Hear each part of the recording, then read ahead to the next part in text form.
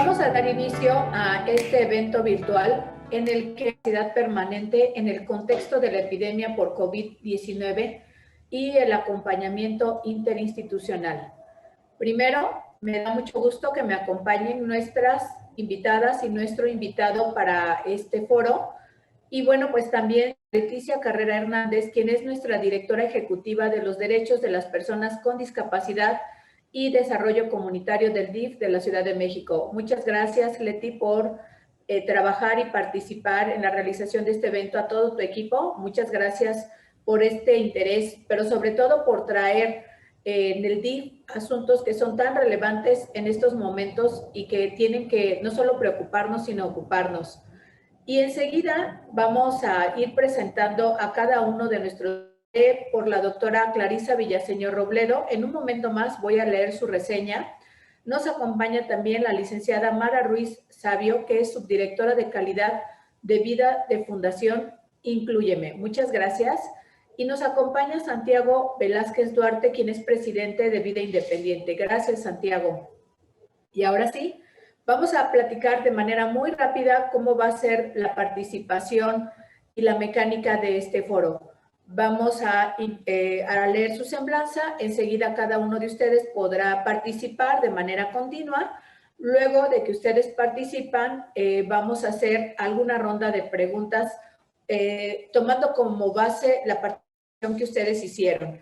Así que damos inicio con la semblanza de la doctora Clarisa Villaseñor Robledo.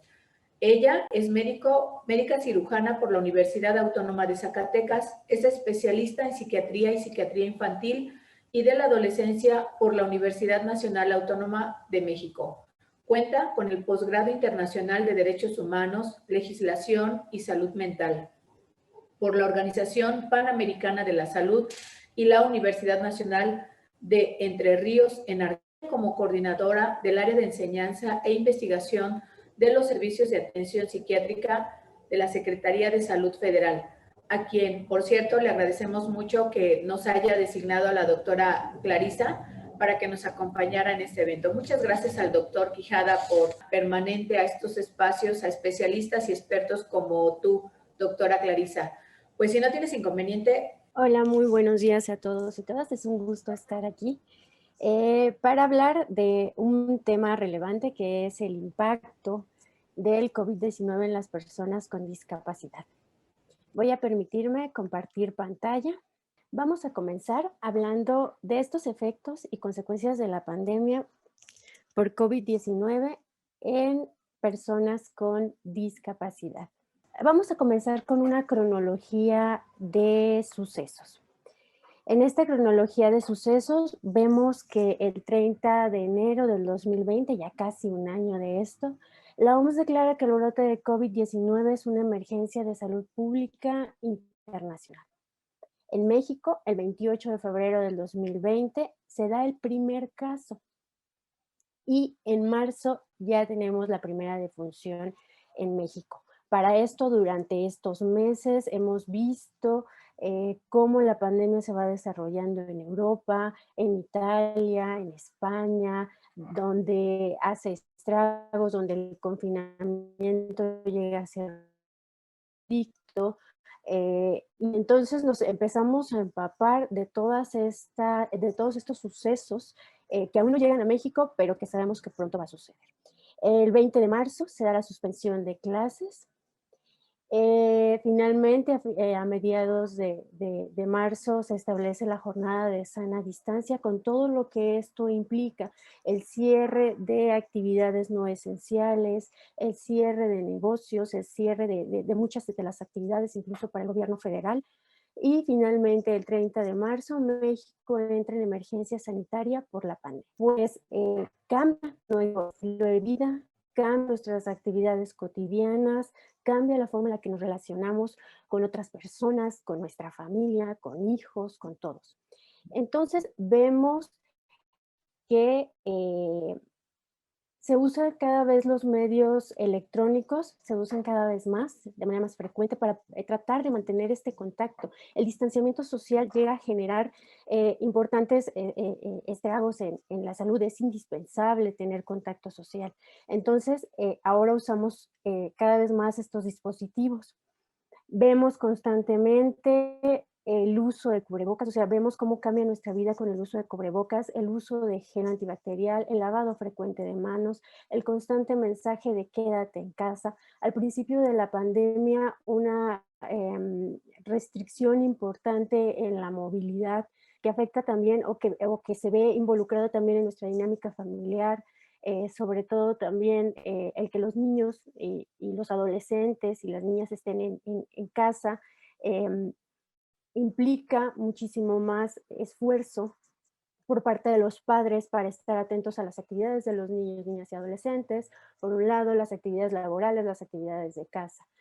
Las noticias constantes de la ocupación hospitalaria, cada vez son más frecuentes, no hay hospitales, no hay camas, se están ampliando las medidas para atender a más población, las vacunas llegan, las vacunas no llegan, en fin, ¿no? Y sobre todo, cada vez estamos más pendientes de la muerte.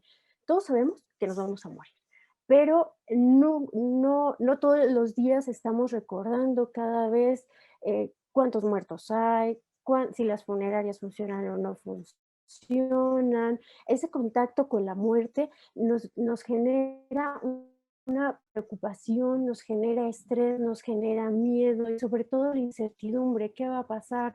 No hay tratamiento efectivo, no hay vacuna aún para toda la población como quisiéramos o a la velocidad que quisiéramos, y aparte nos llenamos de mitos y realidades a partir del COVID-19, ¿no? De si hay un chip, de si todos se pueden vacunar, de si mil cosas que nos invaden todos los días y de los cuales no tenemos control, porque hay que ser muy realistas, son cosas que están fuera de nuestro control. Entonces, esa necesidad de control que a veces tenemos las personas nos genera más miedo, más preocupación y muchísimo más estrés. En cuanto a discapacidad, me permití hablar de ello. Las personas con discapacidad son especialmente vulnerables. Hay más de 1 billón en el mundo de personas que se encuentran en situación de discapacidad. Tan solo en América se encuentran 85 millones de personas. En México, 7.7 millones de personas, o sea, el 6.7% de la población, presentan alguna situación de discapacidad y las mujeres representan el 54.2%. La prevalencia es mayor en las mujeres, en las poblaciones afrodescendientes, en los pueblos indígenas, en los adultos mayores y en las familias en condición de pobreza. ¿Qué pasa con la salud mental? Esta es una definición de la OMS.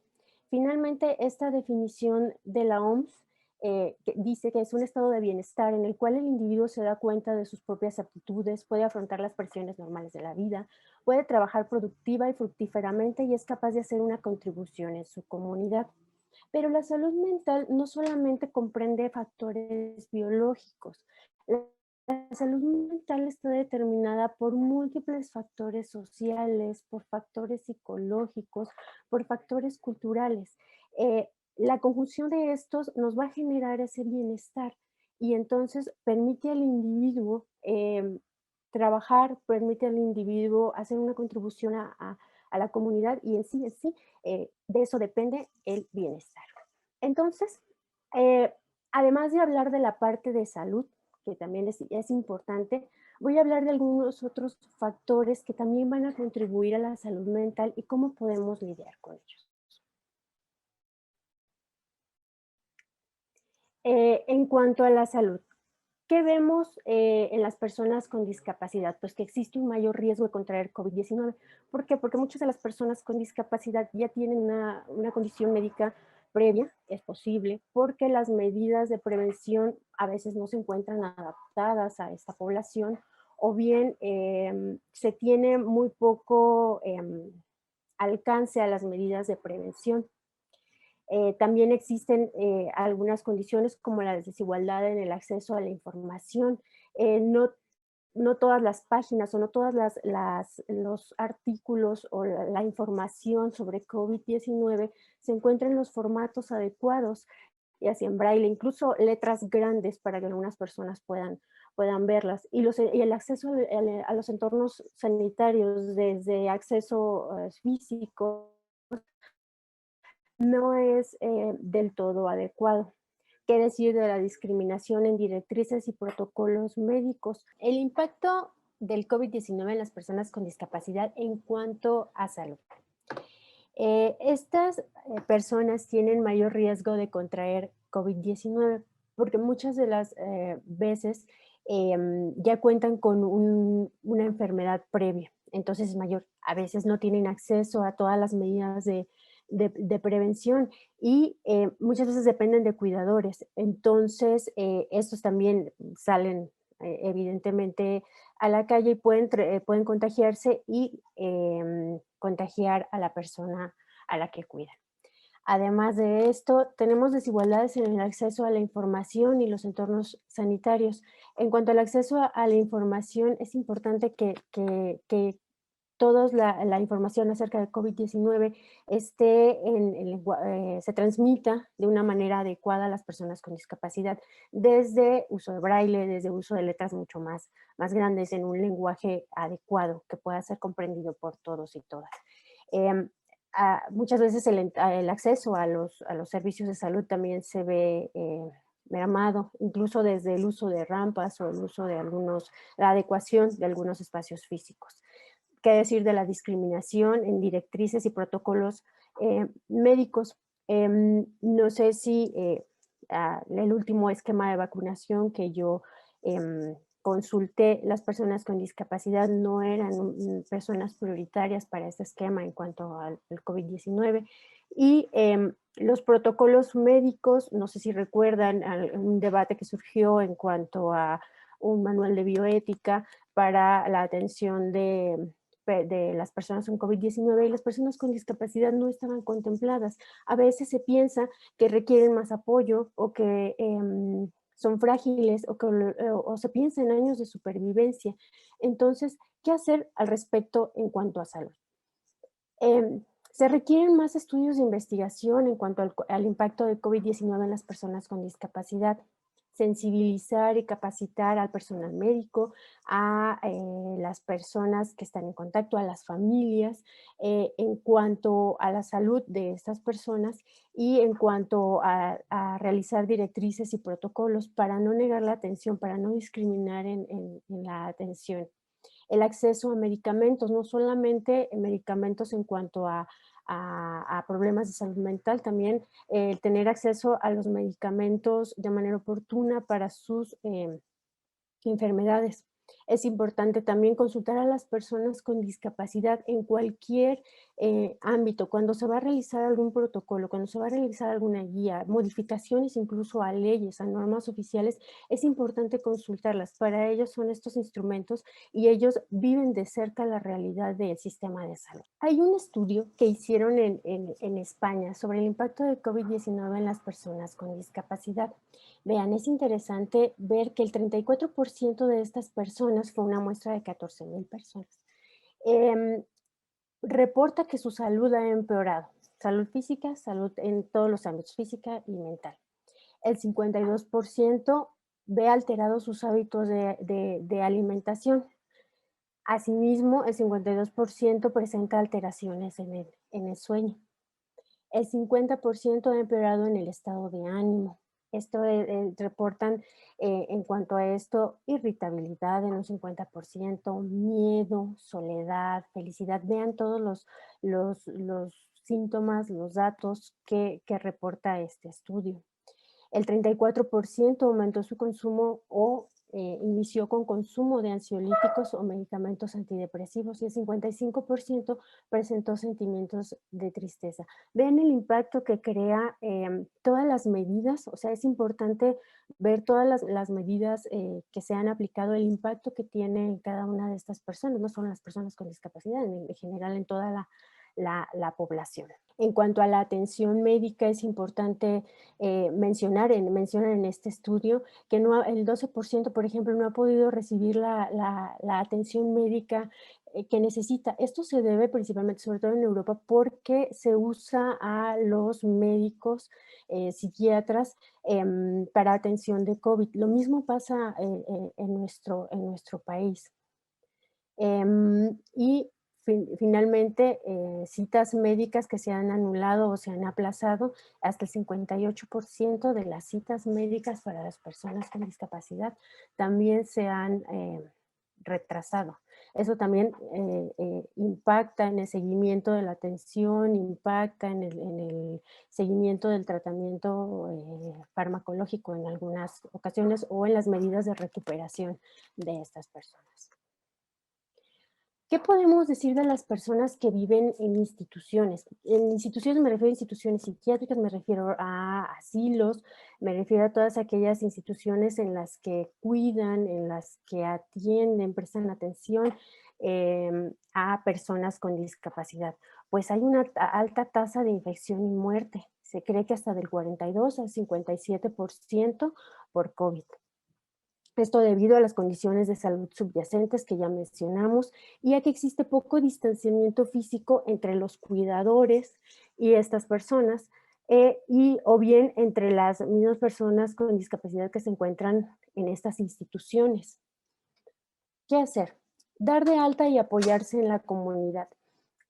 Cuando existe una familia fuera de estas instituciones, es importante conectarse con ellas para que puedan recibir a estas personas.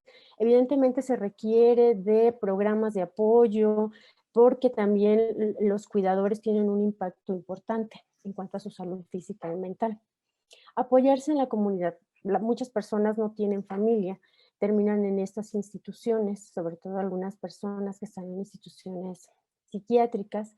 Entonces, sería importante crear mecanismos dentro de la comunidad, ya sea hospitales de día o casas de medio camino, para que estas personas puedan entrar ahí, pero no sería una reinstitucionalización, sino ser instancias en las que las personas puedan transitar libremente y reciban el apoyo médico, el apoyo en el trabajo, el apoyo en alimentación que necesitan.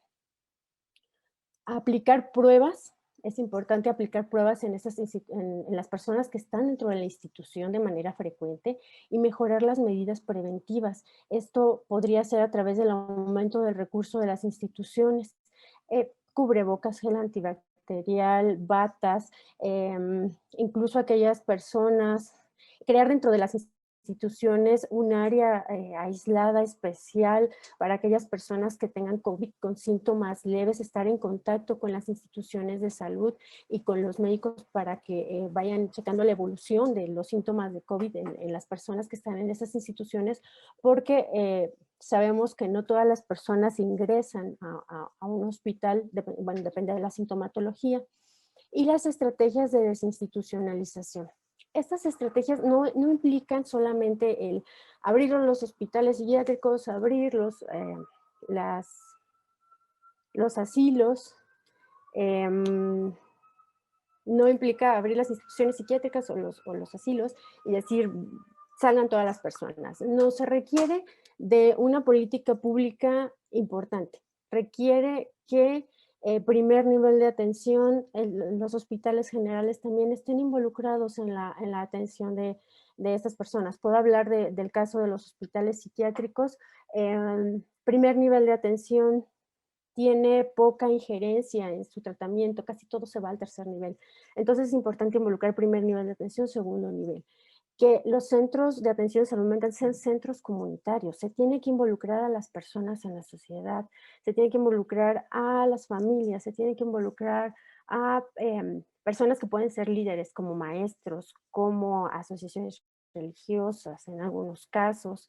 Se tiene que involucrar instancias de trabajo, se tiene que involucrar a instancias de cultura, o sea, tiene que ser un trabajo comunitario para que las personas cuando salgan de la institución tengan a dónde acudir. Y además se tiene que crear un plan específico para cada una de las personas de acuerdo a capacidades, de acuerdo a, a muchas cosas para poder nuevamente insertarlo o tenerlo en la comunidad, ¿no? ¿Qué pasa con la vida cotidiana en las personas con discapacidad y el COVID? Pues medidas de confinamiento muy estrictas que las vimos en Europa. Aquí no son tan estrictas, pero hablamos, por ejemplo, personas con espectro autista, con algún trastorno del espectro autista que no en todas pasa, por eso se llama espectro, porque pueden tener algunos síntomas y algunos no, pero algunas no toleran el encierro. Entonces es importante, y muchas veces las familias no lo saben y se ponen muy irritables con esta situación, poder tener mayor apertura, poder no ser tan estrictos en las medidas. ¿Qué pasa con el impacto de la vida cotidiana y los cuidadores? Les decía, ellos salen, pueden contagiarse y muchas veces cuando estas personas se contagian, las personas que cuidan a las personas con discapacidad, pues las personas con discapacidad ven disminuido el acceso a alimentos en algunas ocasiones, al aseo personal o el acompañamiento simple y sencillamente. ¿Qué podemos hacer en cuanto a la vida cotidiana para mejorar esta situación? Pues las personas de apoyo estén exentas a una restricción estricta, eso por ejemplo en países como España o como otros europeos. Las redes de apoyo comunitario nuevamente son importantes, desde que personal médico vaya, visite, se tenga un censo, un diagnóstico de las personas con discapacidad y vayan, visiten, mantengan como esta vigilancia en cuanto a múltiples enfermedades. Personas de apoyo, que se brinden, sean accesibles las líneas de atención, las líneas telefónicas de atención. Y otra propuesta interesante podría ser los horarios de apertura en supermercados, o sea que en algunos países como en Argentina se hace que a determinada hora se abren los supermercados para las personas con discapacidad y pueden realizar sus compras, incluso las luces están atenuadas, o sea, se hace toda una dinámica para poder asistir y para poder ayudar a estas personas dentro de los supermercados, regresan a su casa y no hay necesidad de estar en el contacto cotidiano con el resto de las personas, ¿no? Muy bien. Sé que se va a hablar más adelante del trabajo aquí, pero me gustaría también como uno de estos factores que también involucran en la salud mental hablar sobre esto. Algunas personas con empleo o que trabajan, tienen su empleo, algunas personas con discapacidad cuentan con empleo o trabajan por cuenta propia, pero muchas veces no tienen este equipo en casa o las medidas no se adecúan en sus trabajos para que puedan continuar con esto. Entonces muchas veces hay pérdida del empleo. Algunos familiares o personas que son responsables de estas personas tienen que dejar de trabajar para cuidarlos. Entonces esto también merma el ingreso a casa. Entonces hay una carga desproporcionada y esto facilita o genera el riesgo de que esas personas caigan en pobreza. ¿Qué podría ser útil en estos casos? Apoyo financiero, programas de asistencia financiera para familiares, planes de suministro de alimentos, por lo menos garantizar o tener cubierta esta parte básica, y prórrogas en los pagos. Eso sería como algunas de las medidas que se podrían implementar. Volviendo nuevamente a este estudio que se hizo en España sobre el impacto del COVID en las personas con discapacidad y el empleo, se les preguntó cuál era su estado laboral actualmente. El 53% se encontraba desempleado. De por sí la realidad es que solamente, al menos en México, el 39% de las personas se encuentran con discapacidad, tienen algún empleo. Este suele ser, en México también suele ser temporal, con todo lo que esto trae como consecuencias, pocas prestaciones sociales, menos remunerado el trabajo y generalmente aquí también igual los ingresos para las personas con discapacidad provienen o de que son pensionados y en México provienen de los programas sociales, generalmente. Entonces, esto también genera un impacto, imagínense, el riesgo, el miedo de ser contagiado por COVID o de transmitir COVID, más el desempleo, más perdí mi empleo, más todos los factores que hemos estado viendo generan un importante estrés, generan síntomas importantes de ansiedad y de depresión, y no solo en ellos, en todas las personas. ¿Qué pasa con la violencia?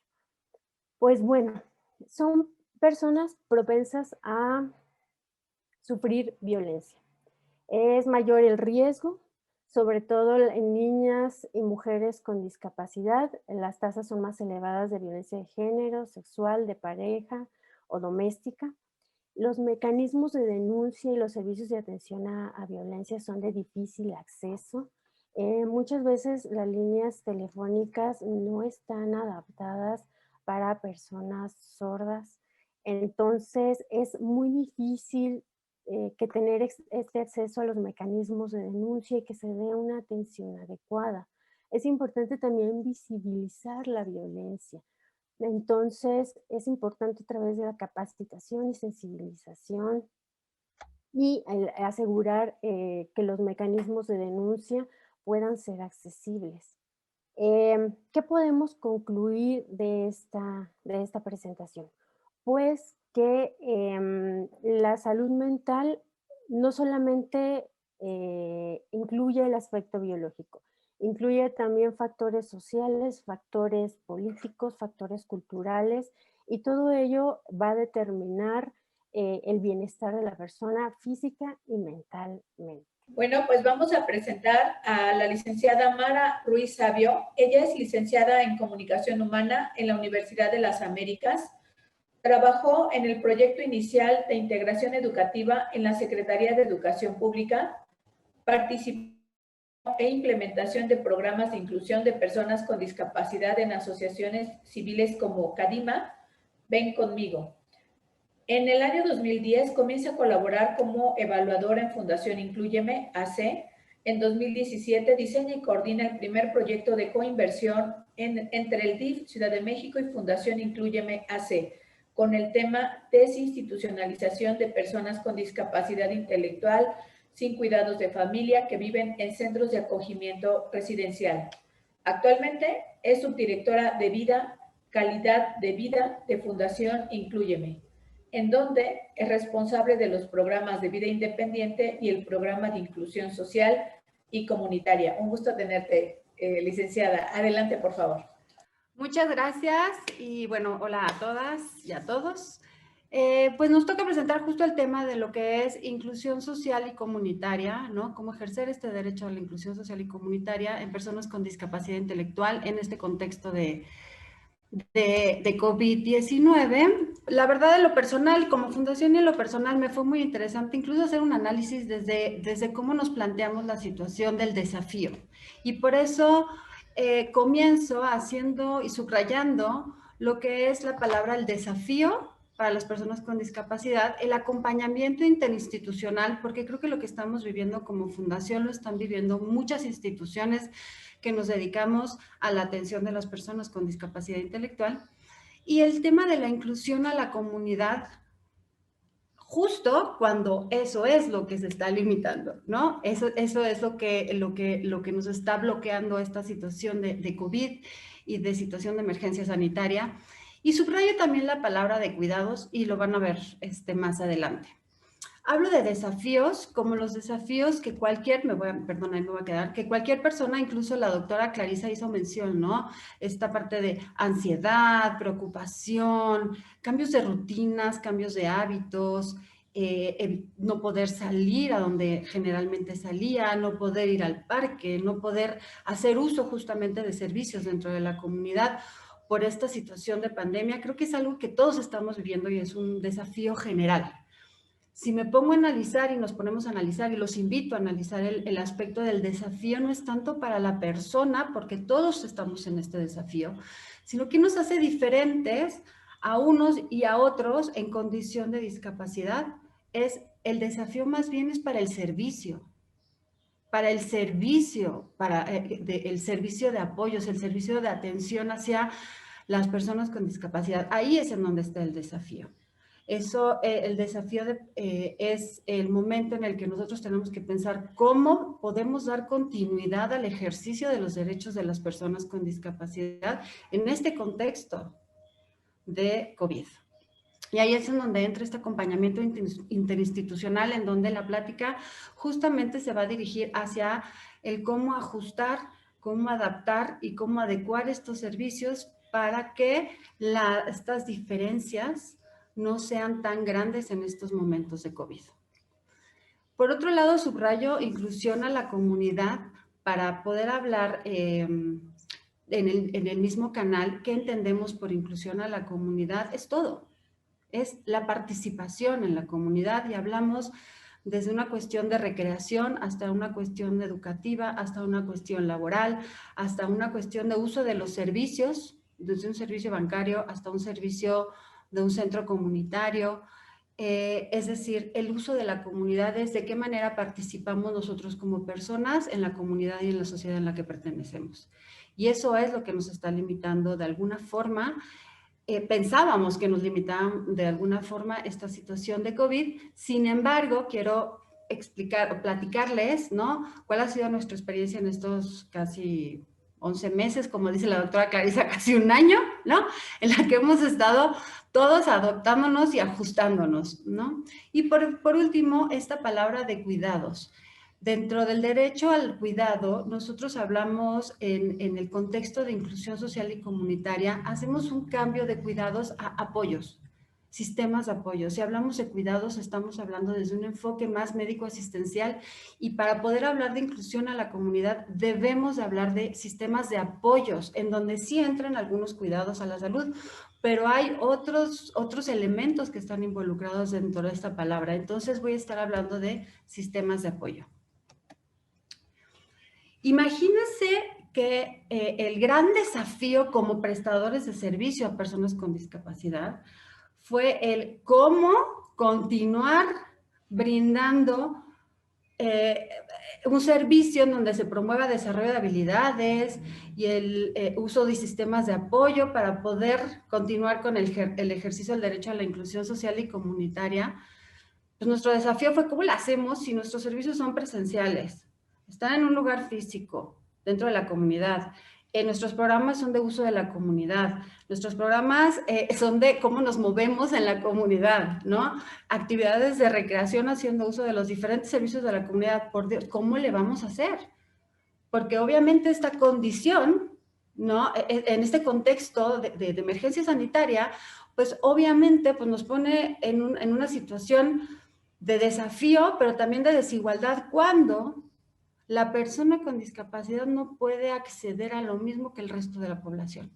Y aquí hablo de accesibilidad. ¿A qué me refiero? Yo como ciudadano, pues me fui adaptando. Ya no puedo trabajar en manera presencial, pero estoy trabajando en línea.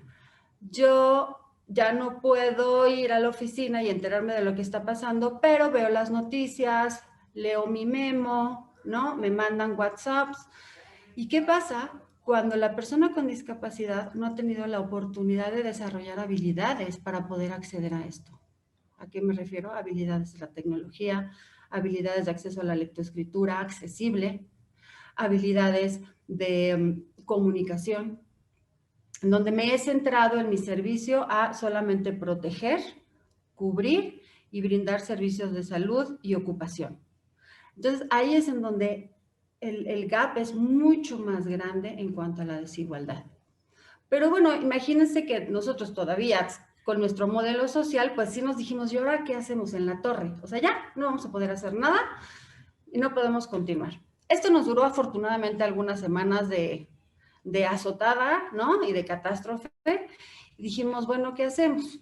Ah, y paréntesis, En el inter de estos meses, teníamos un compromiso como fundación de dar continuidad a un proyecto de desinstitucionalización, ¿no? De un proyecto de coinversión junto con el DIF Ciudad de México. Dijimos, ¿cómo vamos a cumplir estos objetivos? Se tuvieron que adaptar y ajustar, decir, ¿y ahora qué hacemos? Pues usemos la tecnología, ¿no? Vámonos por el uso de la tecnología y con lo que sí podemos hacer, porque no podemos ponernos en riesgo ni a nosotros y obviamente ni a estos centros en donde trabajábamos. Estos centros donde trabajamos son centros de acogimiento residencial, en donde se encuentran personas con discapacidad intelectual, a las cuales algunas ya llevamos 3 años dándole seguimiento y tenemos que seguir pues, dando continuidad. ¿Qué fue lo que pasó? Pues con nosotros buscando el tener buenas prácticas, empezamos a generar estrategias, ¿no? En donde dijimos, bueno, pues vamos a iniciar con el uso de la tecnología, que hago saber que pues no soy ni experta en uso de la tecnología. Afortunadamente mi equipo es de una generación más joven y entonces tienen como más dominio de las nuevas plataformas, pero la verdad es que yo creo que hasta hay un reto generacional, ¿no? En esta situación. Reorientamos las funciones de los facilitadores. Nosotros hacemos énfasis en buscar facilitadores, personas de apoyo, pero que tenían un tipo de funciones, pues se tuvieron que ajustar y reorientar estas funciones para que pudieran llegar a través de la tecnología hacia los usuarios. Un aumento de sistemas de comunicación entre usuarios. El aislamiento es, creo que, de los mayores detonadores de una depresión, ¿no? Y perdón, la doctora Clarisa aquí me va a poder corregir, pero este aislamiento justamente genera otro tipo de discapacidades, si lo queremos llamar así. Entonces, el aumentar los sistemas de comunicación entre personas, entre instituciones, nos ha ayudado mucho a mantener la estabilidad emocional en lo que se puede de todas las personas, incluyéndonos a nosotros como colaboradores. Otro fue la creación de nuevos servicios. Curiosamente nos vino a traer también cuestiones positivas, servicios que nosotros ni siquiera habíamos visualizado. Y les voy a poner algunos ejemplos. Tuvimos que movernos para poder dar continuidad al ejercicio de este derecho. ¿Y cómo fue? Lo voy a dividir en 2 partes. Uno, lo que fue a nivel interno como institución, ¿no? Y a nivel de vinculación con otras instituciones. ¿Qué empezamos a hacer? Lo que se empezó a hacer es buscar qué estaban haciendo otras instituciones y cómo hacer uso de esos materiales para nosotros transmitirlos a través de la tecnología. Y tecnología me refiero usando Zoom, usando plataforma como Facebook Live, empezamos así, haciendo chats en común, entonces se hacían videollamadas, ¿no? Hasta que pudimos reestructurarlo en un programa en línea que a continuación les presentaré. Entonces empezamos a movernos de esa manera. Por otro lado, los acompañamientos, empezaron a ser acompañamientos relacionados con sistemas de información, es decir, tenían que saber qué estaba pasando en el exterior. Y también eso es inclusión en la comunidad. No necesariamente es que estés físicamente afuera, sino que estés también enterado de qué está sucediendo afuera.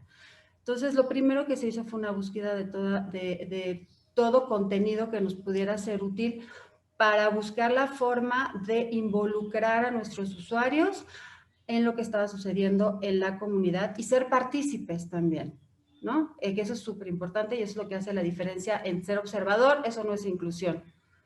Participar es inclusión.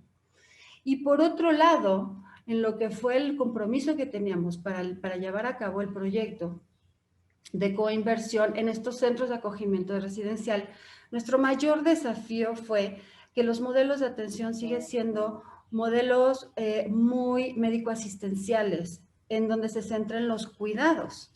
Entonces, en el momento de llegar con esta propuesta de a través de la tecnología incluirnos y empezar a adquirir habilidades para incluirse en la comunidad, nos topamos con que pues, jamás habían accesado de una manera activa e interactiva con la tecnología. Eso fue un gran reto. En el momento en que ellos pudieron darse cuenta cómo podían interactuar con la tecnología y no solamente observar a través de la tecnología, de verdad me hubiera encantado, en serio, si fuera artista lo hubiera pintado, de describir la cara de asombro de poder contactar con el exterior desde una manera, desde un canal diferente que no fuera físico. Fue maravilloso como el ver de, ¡ah! Ok, y yo puedo platicar con otros chicos de otro centro de acogimiento residencial. No soy la única persona que se siente así, no soy el único que está así. Fue maravilloso. Y trabajamos también con personal de apoyo, no con cuidadores. ¿Cuál fue la diferencia? Que esta persona facilitaba este vínculo con el exterior y con la comunidad para que la persona pudiera participar porque no contaba con las habilidades. Desafortunadamente, cuando hay modelos de este tipo, modelos me refiero a modelos o esquemas de atención más asistenciales y más de cuidados, este tipo de programas no permiten que tengan continuidad, es decir, en cuando tú te vas, vuelven otra vez a funcionar de la misma manera. Entonces, ese es uno de los mayores desafíos, yo creo que tenemos como profesionales, de ver qué vamos a hacer al respecto, ¿no? Pero sí se pudo, o sea, es decir, sí se pudo con los apoyos adecuados y necesarios acorde a ese contexto y acorde a la situación de COVID. Ustedes a su derecha pueden ver que también pues hay chicos que tenían que ir a trabajar. Ellos no perdieron el trabajo y tenían que ir a trabajar. Entonces dijimos, ¿y ahora qué hacemos? Porque pues tampoco los podemos privar de ese derecho a trabajo, pero necesitan también saber qué hacer. Entonces justamente los sistemas de apoyo se fueron dirigidos hacia enseñanza de nuevos protocolos de cuidado de la salud. Enseñar así como todos, no sales sin gel, no sales sin cubrebocas, no sales sin careta, acompañamientos en la ciudad para llegar a su trabajo, para asegurarnos de que tenga él asumido el cómo cuidarse dentro de la comunidad. Todo eso nosotros antes no lo hacíamos porque no nos centrábamos tanto en la salud, nos centrábamos en niveles de funcionamiento y habilidades dentro del contexto comunitario. Entonces, estos son unos ejemplos de situaciones que hemos estado trabajando para poder dar continuidad y generar pues acciones que nos permitan respetar su derecho a la inclusión social y comunitaria a pesar de que físicamente no puedan hacer ahí todo el tiempo. Programa de habilidades a través de la plataforma Zoom, experiencias de paseos virtuales, ¿no? Que nosotros jamás lo hemos experimentado y bueno, hemos ido hasta París, ¿no? Y los museos no les gustan en realidad, pero bueno, hemos ido al teatro, hemos ido al cine, y han descubierto como muchísimas cosas que la verdad es que pues no hubiéramos podido hacer incluso si no hubiera pandemia. Las capacitaciones es un elemento bien importante. Si hablamos de inclusión social y comunitaria, no podemos solo pensar en la persona, tenemos que pensar en los prestadores de servicios. Fue una gran experiencia y sí se los quiero compartir y fue una gran oportunidad el trabajar con prestadores de servicios desde particulares, desde gente que atendía una tiendita, personal que vendía camotes, es literal, hasta personas talleristas que trabajan en el proyecto Pilares. ¿Por qué? Porque son personas que reciben a gente de la comunidad y están abiertas a la accesibilidad. No saben qué gran experiencia. Y si no fuera justamente por esta situación de la pandemia, no hubiéramos descubierto que tenemos mayor alcance al hacerlo en línea. Mucho mayor alcance y más posibilidad de beneficiar a más personas para poder brindarles herramientas que les permitan ser servicios más accesibles. Nuestra fórmula. Y no digo que siempre funcione, pero lo que hemos podido ver es que a mayor desarrollo de habilidades y sistemas de apoyo alrededor de la persona, la desigualdad es menor. Por último, y para terminar, el verdadero desafío es no perder de vista la meta, en este caso que es la inclusión social y participación en la comunidad de las personas con discapacidad, sin importar el contexto en el que nos encontremos. Pero también la persona debe tener la oportunidad de aprender habilidades que también le permitan contar con mayores herramientas y no sacarlas afuera, como menciona la doctora Clarisa, de no, bueno, ya cerramos las instituciones y vámonos para afuera. No, necesitamos desarrollar habilidades que los hagan tener más herramientas para pues, ir a luchar con la sociedad como pues todos los necesitamos, pero ellos lo necesitan de diferente manera con diferentes apoyos. Y por último, invito a que empecemos a hablar de apoyos y no tanto de cuidados. Al hablar de sistemas de apoyos, nuestra capacidad de generar estrategias es muchísimo mayor, porque es mucho más amplia la posibilidad de brindar oportunidades a todos cuando hablamos de sistemas de apoyo. Muchas gracias. Vamos a presentar en este momento a Santiago Velázquez Duarte. Él es una persona con discapacidad motora, con lesión medular y usuario de silla de ruedas desde hace 38 años. Es presidente y fundador de Vida Independiente México y Fundación Mexicana Asociación, que capacita a las personas con discapacidad motora para ser independientes y autosuficientes a partir de vivir su discapacidad con responsabilidad y autonomía en todas las actividades de la vida diaria. Realizó la Quinta Asamblea Mundial de Personas con Discapacidad en la Ciudad de México en 1998 con asistencia de 97 países y ha recibido varios galardones, entre los que destaca el Premio al Líder Social 2011 y el Premio de Acción Voluntaria y Solidaria 2015. Un gusto tenerte, Santiago. Adelante, por favor. Bueno, pues muchísimas gracias, Estela, Leticia. Gracias por este espacio. Creo que vale la pena porque a final de cuentas lo que se diga aquí, si lo decimos de la forma adecuada y sobre todo nos permitimos actuar correctamente, esto va a repercutir en cambios de vidas que realmente ahorita están en condiciones pero verdaderamente difíciles, ¿no? Hoy me toca a mí hablar sobre el tema de autoempleo, discapacidad motriz en este caso, y COVID-19, ¿no? Que se suma más en estos momentos a esta situación tan difícil y tan complicada que se ha venido dando a través de la historia de la población con discapacidad.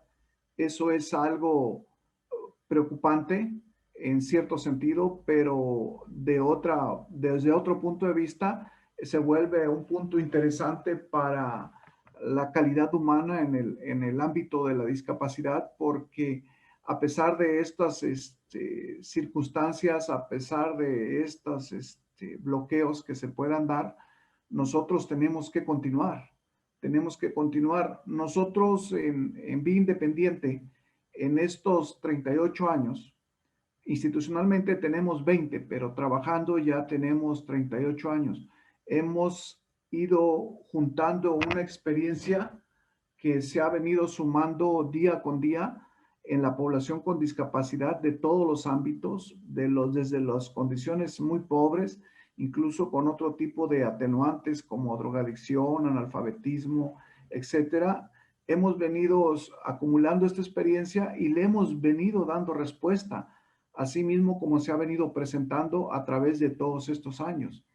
Ahora que se presenta esta circunstancia, pues se vuelve un reto más para nosotros y que a través de la experiencia que hemos venido acumulando, pues solo hay que sumar y hay que entender que este tema se puede vencer, ¿no? Yo creo que nos ha quedado a todos más que claro que el COVID-19 se puede vencer fácilmente siempre y cuando lo respetes. Lo respetes a través de la sana distancia, a través del cubrebocas, a través de las cosas que nos han venido recomendando la Secretaría de Salud y lo que nos ha venido recomendando la Organización Mundial de la Salud. Nosotros en Vida Independiente, juntando todo este tipo de experiencias y de información, pues no hemos parado. Sencillamente eso es lo que te puedo decir.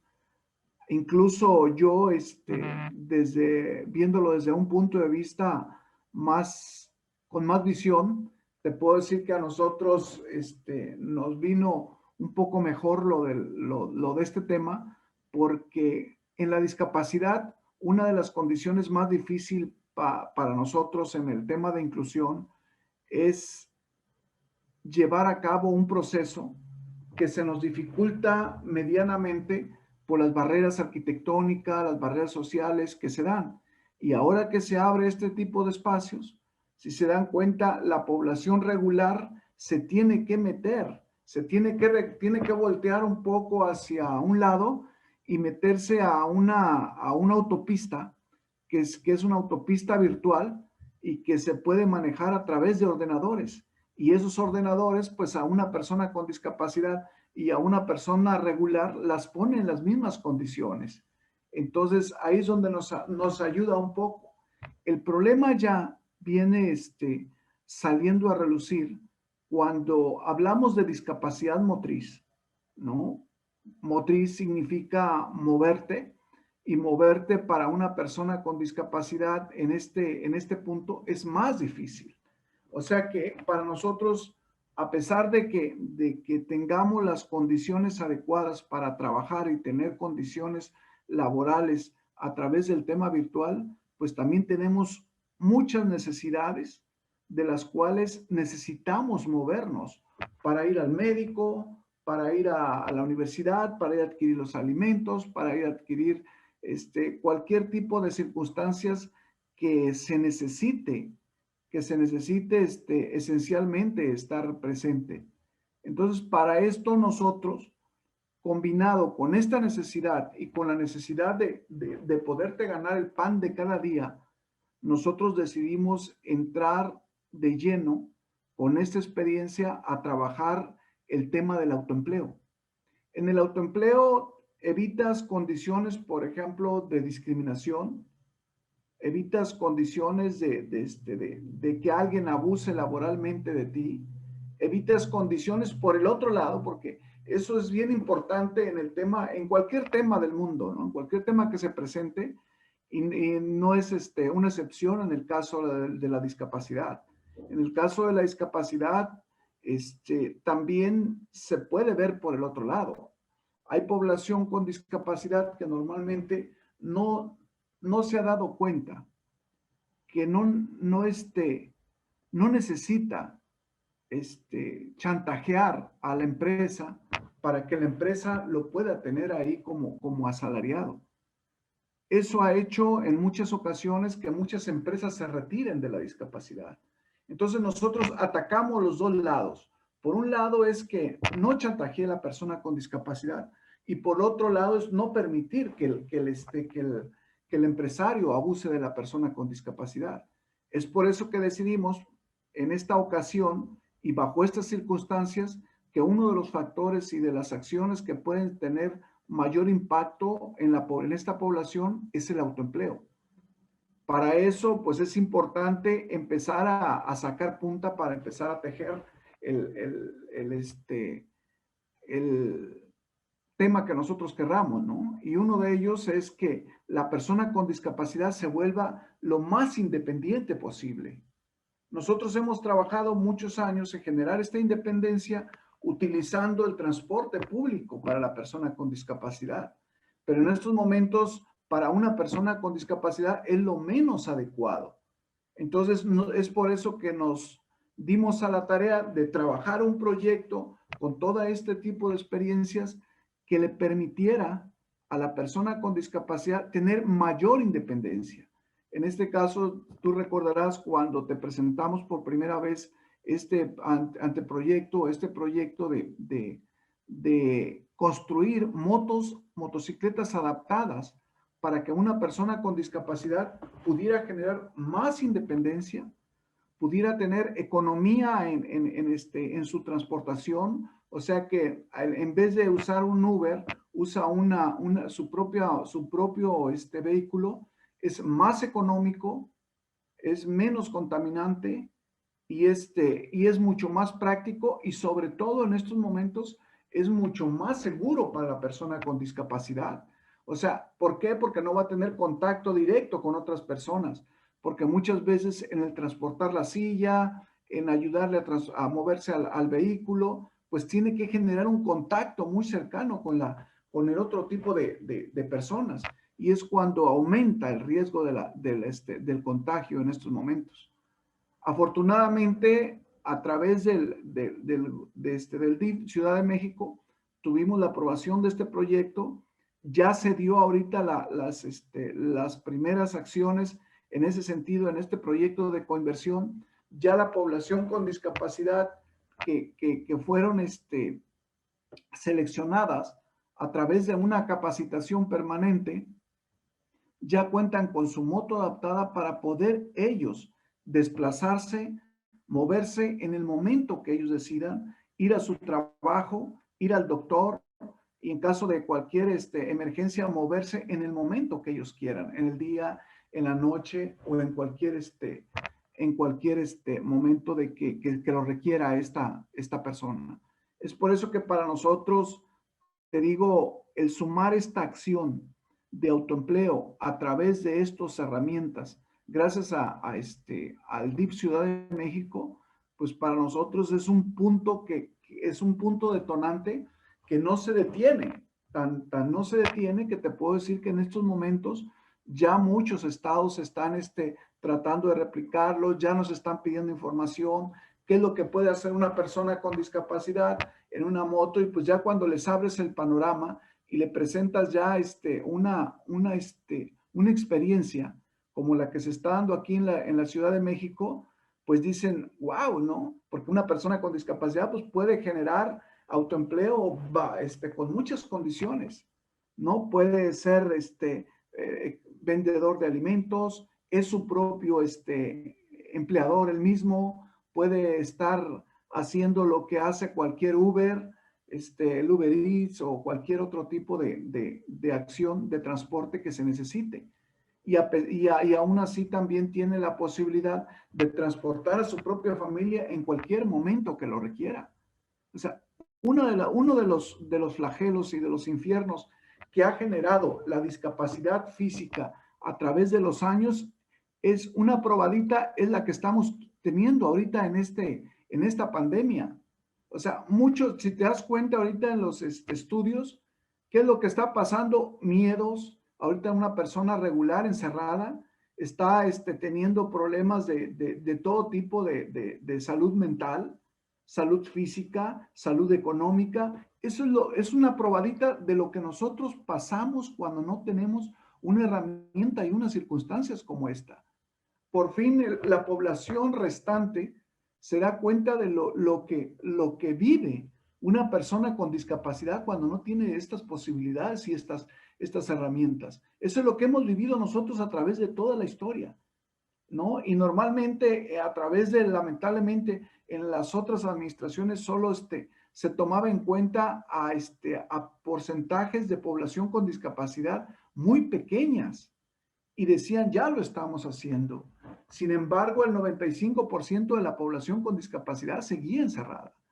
Entonces, este punto, este ejemplo, esta experiencia va a permear en una población enorme. Y sobre todo, incluso, por ejemplo, ahora que hemos tenido esta experiencia y que la hemos estado difundiendo de estas motocicletas adaptadas, personas mayores dicen, yo quiero una. Yo quiero manejar una moto porque me va a permitir moverme con la seguridad y con las condiciones y con la experiencia que ustedes tienen, porque ese es otro punto bien importante, que gracias a este proyecto pudimos capacitarlos en todos los términos, en términos de seguridad, que es bien importante, y es por eso que mucha población que necesita este tipo de herramientas no lo hace porque tiene miedo de cómo hacerlo y cómo tener la seguridad de que no se va a accidentar. Entonces, este proyecto nos permitió agarrar esta experiencia, capacitar a estos usuarios en cuanto a qué tipo de acciones tienes que ejercer para manejar una herramienta como estas, etcétera. Y al mismo tiempo, la vinculación que tenemos a través de ustedes con demás empresas para que los contraten, para que les den empleo, y es mucho más seguro, es mucho más seguro. Tú le puedes confiar más a alguien con discapacidad que sin discapacidad. Lamentable o afortunadamente así es. Si te das cuenta ahí en el aeropuerto, por ejemplo, ¿a quién se acerca el usuario de ahí del aeropuerto? A la población con discapacidad, a pedirle información, a decirles, oye, ¿dónde está la puerta 5? Oye, necesito cuidar estas maletas, necesito lo otro, y le da mucho más seguridad. Hemos venido teniendo mucho más impacto, vamos a generar la solución en estas circunstancias tan difíciles que está viviendo nuestra sociedad con discapacidad, y va a tener mayor oportunidad de tener un ingreso. Ese es lo más fuerte, ¿no? Porque, por ejemplo, o sea, imagínate, alguien está encerrado y le dices, cuídate, pero pues, ¿qué me cuido si no tengo ni para comer? En cambio, con esta solución y con esta herramienta, la persona va a decir, o sea, ya no va a tener pretextos. Y en parte ese es justamente el trinomio que hacemos nosotros, ¿no? Vida Independiente, DIF Ciudad de México, la población con discapacidad, tenemos el círculo virtuoso donde la persona con discapacidad ya no tiene pretexto. Para terminar ese tema, es decirte que gracias a este proyecto ya lo estamos permeando en los demás estados. Justamente ayer estuvimos en una reunión de todas las sedes del país y dijeron, oye, estamos interesados en este tema. ¿Cómo le podemos hacer para meternos en este tema? Entonces, gracias a esta experiencia que obtuvimos aquí en el DIF Ciudad de México, pues lo vamos a poder derramar, y ya no solo en México, sino en otros países, en Centroamérica principalmente, con los países que estamos trabajando. Entonces, pues, qué mejor impacto podemos hablar el día de hoy que este tipo de herramientas que se está dando gracias a este gran proyecto. En ese sentido, pues, te digo, Estela, Leti, háganle de conocimiento a la doctora Claudia, que muchas gracias y esperamos seguir contando con su apoyo y de nuestra parte igualmente, ¿no? En lo que se necesite, Vía Independiente estará presente porque sabemos que ustedes trabajan con una gran visión en el tema de la inclusión con discapacidad. Muchísimas gracias. Muchas gracias. Si me dan permiso, me voy a procurar ir de manera continua en las preguntas. Ya no vamos a hacer ninguna escala y en este momento me voy a empezar a hacer la pregunta a Santiago y enseguida me voy a ir con la pregunta a Mara y voy a terminar con la doctora.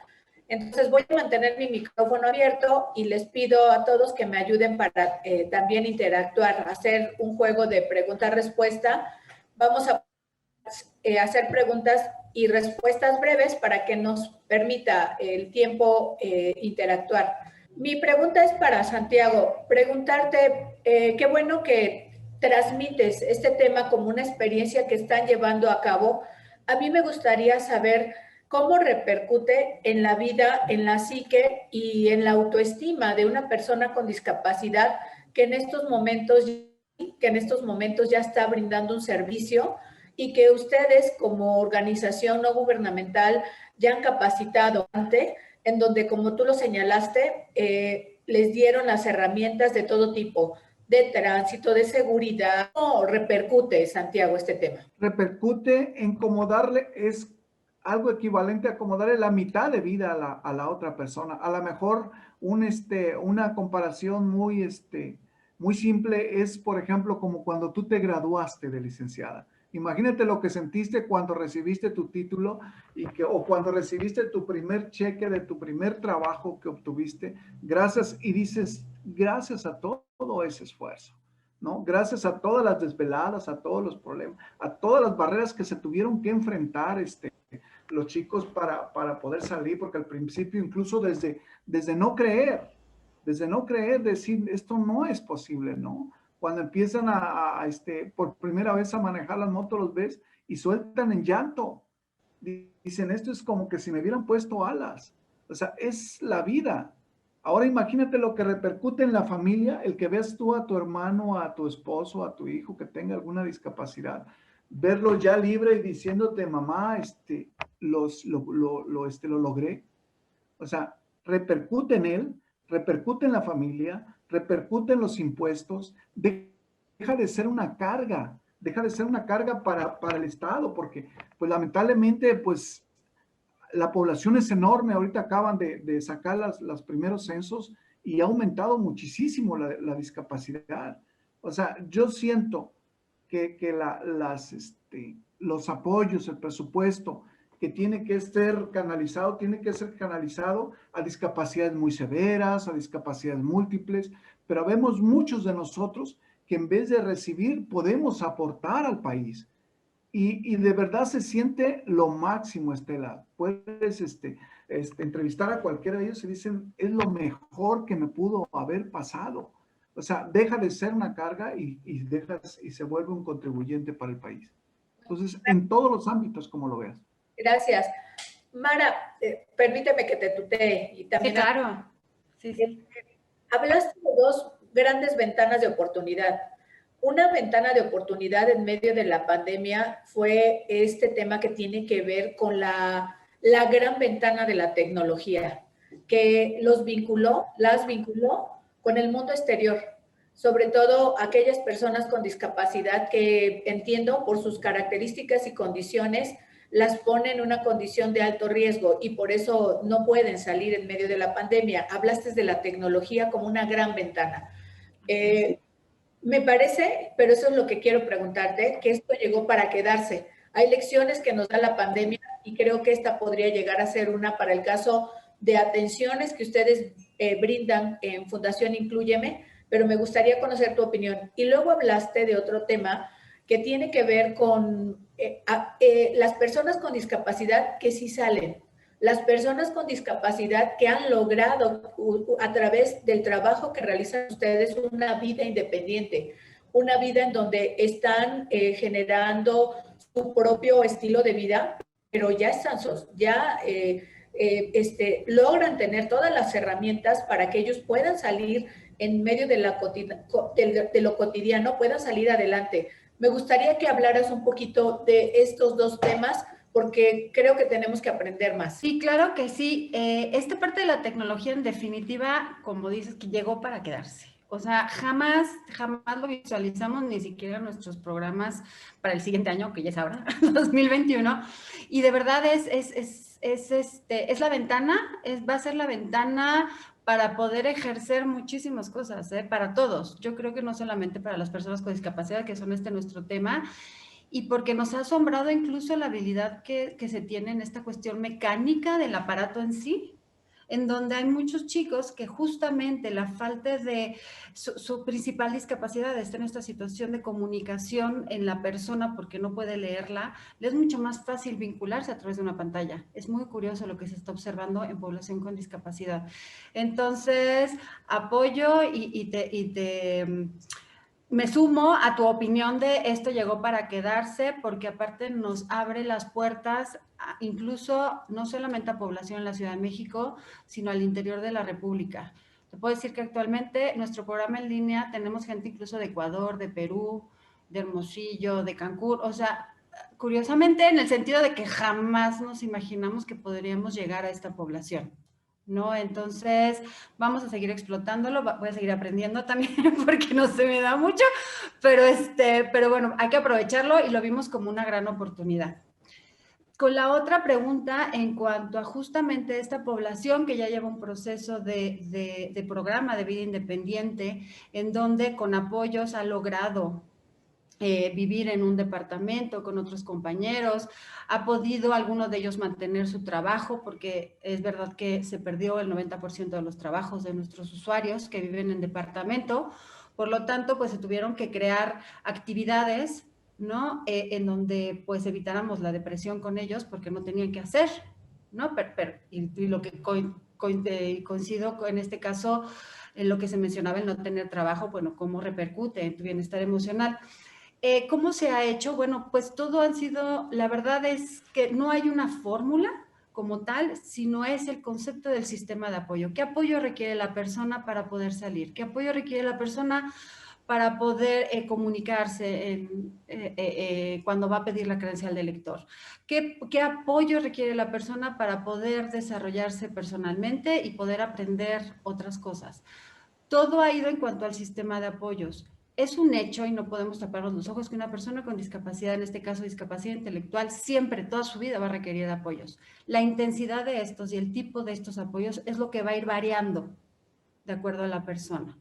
Y es lo que va a permitir que una persona con discapacidad intelectual pueda ser lo más independiente posible. Muchas gracias, Mara. Gracias. Ahora, fíjate que quiero aprovechar tu experiencia justamente porque vienes de salud mental y muchos de nosotros estamos inmersos desde el trabajo hasta el tema personal, vinculados con personas con discapacidad permanente, que es el foro que hoy nos ocupa. Lo que yo te quiero preguntar es, ¿de qué manera ayudamos? Pensando en que puede ser el hermano, puede ser el tío, puede ser el nieto, puede ser el sobrino, puede ser un cuidador profesional, el que está apoyando a esta persona con discapacidad, que puede ser intelectual, autista, motriz, no sé, o sea, puede ser sordo. Tenemos una gama o matices en los que nos podemos encontrar interactuando con personas con discapacidad. Yo te quisiera preguntar, ¿cuál es la mejor manera de vincularnos en este momento de pandemia en donde muchísimos no han salido porque son población en condición de riesgo? Y entonces tú ya mostraste las estadísticas y ya nos dijiste, viven ansiosos, viven con depresión, viven estresados porque están encerrados, viven en aislamiento. ¿Cómo les ayudamos? ¿Qué les preguntamos? Cómo vincularnos con ellos de una manera ágil, de qué manera lograr que esto que ya no tienen en su estilo de vida, nosotros podamos al interior de un espacio físico que puede ser su departamento o su casa, pues tratar de generarles las mejores condiciones de vida. ¿Qué nos recomiendas? ¿Cómo habilitar a un psicólogo en casa? Esa es la pregunta. Sí, claro. Pues mira, lo primero es escuchar. Tener una escucha empática de las necesidades,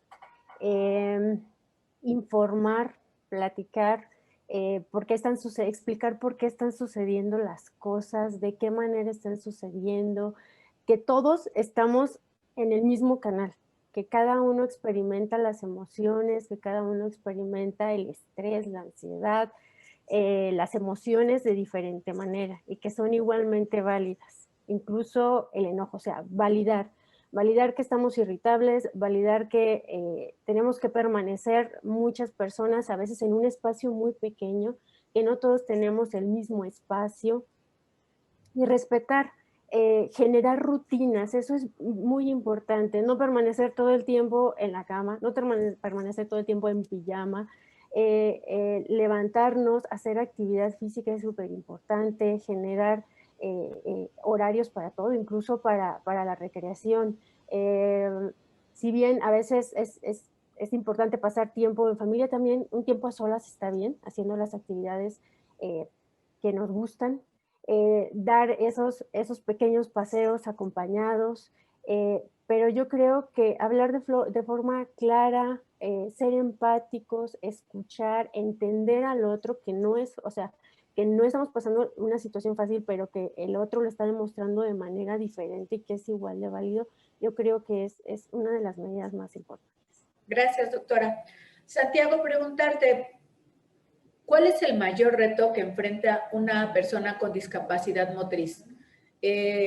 Una vez, y hablo de una persona que tiene o que adquiere la discapacidad motriz. ¿Cuál es el mayor reto? Uno de los mayores retos que he visto en los miles de chicos que han pasado a través de un servidor en sus 38 años, te digo, principalmente es la actitud. Esa es esencial, y ya y para hacer ese cambio de actitud, yo necesito hacerle sentir que a través de su esfuerzo, él viva esa sensación de libertad, y es cuando se empieza a generar esa bola de nieve que ya no se detiene, ¿no? O sea, está en su casa sin creer, amargado, renegando contra Dios, contra el gobierno, contra su suerte, contra todo lo demás. Entonces, yo lo meto en esa inercia de que salga, de que cambie, que se levante, que luche, que se caiga, que se mueva, y su actitud va a cambiar. Ya cuando su actitud cambia, ya ni me espera, se va por su propia cuenta. Entonces, la actitud es una de las, y ya después pues se deriva, encuentra el amor, encuentra otro tipo de elementos que son importantes para que un ser humano se sienta pleno, ¿no? Pero primero es la actitud, es cómo hacer para cambiarle esa actitud a la población con discapacidad. Gracias, Santiago. Mara, más o menos en el mismo sentido, ¿cuál es la parte más complicada desde la experiencia de Fundación Inclúyeme para lograr una vida independiente y no institucionalizada para una persona con discapacidad intelectual? La parte más complicada, yo creo que lo podría dividir en dos. La familia y la comunidad en general. Y si lo resumo es educación y cultura. Venimos todavía de una cultura muy de cuidados, muy de modelo asistencial, en donde justamente hay un choque de la preocupación, ¿no? Como familia, de que no le hagan nada, que no le pase nada. Entonces, muchas veces esas son las principales barreras y obviamente la parte en cuanto a cultura y en cuanto a educación. Que también en este caso me refiero a la educación desde el aspecto de que seguimos hablando de pobrecitos, está enfermito, es increíble, pero hoy en día se sigue hablando de esa manera. Entonces son las principales dificultades para que una persona con discapacidad pueda tener una vida inclusiva, independiente, de acuerdo a sus posibilidades. Y definitivamente el trabajar junto y con y para las familias y la comunidad ha sido algo que nos hemos olvidado. Todo está centrado en la persona, pensando en que el problema está en la persona, cuando hoy en día como fundación te puedo decir que tenemos que poner más foco en familia y comunidad, porque trabajando con la familia y comunidad, las complicaciones y las dificultades van a disminuir de manera muy significativa. Muchas gracias. Bueno, pues vamos cerrando este foro y a mí me gustaría mucho preguntarle a la doctora Clarisa, en tu experiencia, doctora, ¿cuál es el reto cuando tú tienes una persona con discapacidad profundamente deprimida? Y hablo de este tema porque estamos en medio de una pandemia y porque tú lo pusiste como uno de los temas más importantes que están diagnosticados en estos momentos. Híjole, pues yo creo que uno de los mayores retos, me sumo a lo que dice Mara y comparto mucho lo que dice Mara. No solamente es los retos a nivel sistema de salud, que requiere un sistema de salud integrado, o sea, desde el primer nivel de atención, desde el médico general hasta la atención en un hospital general y dejar atrás la atención en un hospital psiquiátrico. Eso sería importante. Integrarnos en la comunidad, o sea, trabajar con la comunidad, con las personas que están ahí, con las familias, con estos líderes de la comunidad que pueden ser de maestros, desde personas que dirigen alguna asociación religiosa, con las familias. El trabajo también es fundamental con la familia.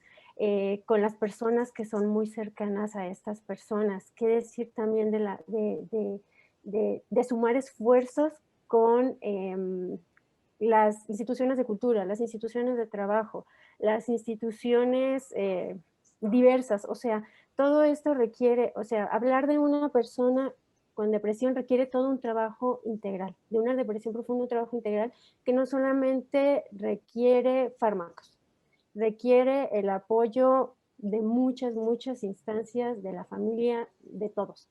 Entonces, me sumo a este sistema de apoyo. Muchas gracias a los tres. Les agradezco mucho. El DIF de la Ciudad de México agradece su participación.